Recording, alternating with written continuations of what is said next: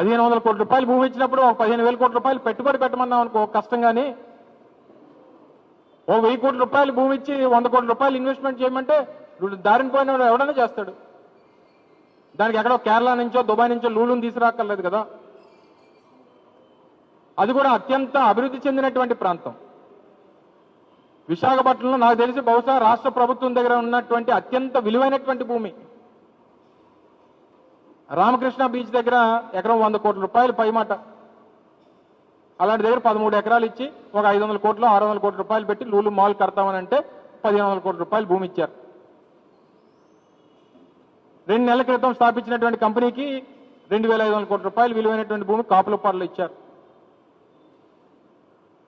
మీరు విశాఖపట్నాన్ని ఆర్థిక రాజధాని చేద్దామన్నటువంటి ఆలోచన, లేకపోతే మీ అవినీతికి రాజధాని చేద్దామన్నటువంటి ఆలోచన ప్రజలకు సమాధానం చెప్పాలి. ఏదేమైనప్పటికీ ఇందులో ప్రధానమైనటువంటి పాత్ర ప్రభుత్వ పెద్దలు, ముఖ్యమంత్రి గారు కానీ కన్సర్న్ మినిస్టర్ కానీ వారికి సంబంధం లేకుండా, వారి నోటీసులో లేకుండా ఈ అలాట్మెంట్స్ అనేటువంటి జరిగాయని చెప్పి మేమైతే అనుకోవట్లేదు. దీని మీద తక్షణమే మంత్రి గారు స్పందించాలి. మంత్రి గారు స్వయానా ముఖ్యమంత్రి గారు కొడుకు కాబట్టి మరింత బాధ్యత ఉంది. లేదా మేము అడిగినటువంటి ప్రశ్నలన్నిటికీ మౌనమే అంగీకారం అనేటువంటి ఆలోచన మీద అయితే ఇందులో పెద్ద స్కామ్, అతిపెద్ద స్కామ్ ఈ భూ కేటాయింపుల్లో దాదాపు 2500 కోట్ల రూపాయలు స్కామ్ జరిగిందని చెప్పి ప్రజలు నమ్ముతా ఉన్నారు. ఇదే కాదు, గడిచినటువంటి 10 మాసాలుగా ఈ ప్రభుత్వం అధికారంలోకి వచ్చిన తర్వాత జరిగినటువంటి కేటాయింపుల మీద కూడా పెద్ద ఎత్తున అనుమానాలు ఉన్నాయి.